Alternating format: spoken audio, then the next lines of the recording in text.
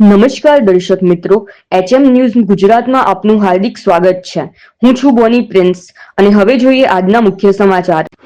ઈદ એ મિલાદુન નબી હિજરી સંવત 1448 નિમિત્તે પ્રોજેક્ટ મોહબ્બતે પૈગામ એ મુસ્તફા અંતર્ગત કિફાયતનગર પ્રાથમિક શાળા ખાતે પ્રેરણાદાયી કાર્યક્રમ યોજાયો હતો।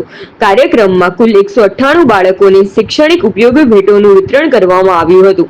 કાર્યક્રમમાં પ્રોજેક્ટના પ્રમુખ સલીમભાઈ, ડોક્ટર એ મેમન, ખુશ્બુ hospital, GD Memon, Mohsin Maulana, સાચોરા સલીમભાઈ, હારૂનભાઈ, Razakbhai, ઇરફાનભાઈ Kadiwala, doctor Hidayatullah અને નઝમાબેન સહિતના મહાનુભાવો ઉપસ્થિત રહ્યા હતા। શાળા પરિવાર દ્વારા મહેમાનોનું ઉષ્માભર્યું સ્વાગત કરવામાં આવ્યું હતું। આ પ્રસંગે ડોક્ટર એ મેમન, પ્રમુખ સલીમભાઈ અને મોહસિન મૌલાના દ્વારા પ્રોજેક્ટ મોહબ્બતેના ઉદ્દેશ્ય અને કામગીરી અંગે માહિતી આપવામાં આવી હતી।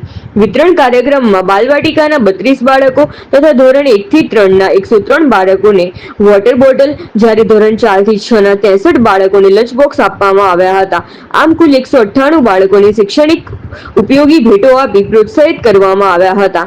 અંતમાં શાળાના આચાર્ય નાયક રાજેશભાઈએ ઉપસ્થિત મહેમાનો, સેવાભાવી રફીકભાઈ તેમજ સમગ્ર શાળા પરિવારનો આભાર વ્યક્ત કરી કાર્યક્રમની પૂર્ણાહુતિ કરી હતી। તંત્રી હનીફ મંસૂરી, હિંમતનગર।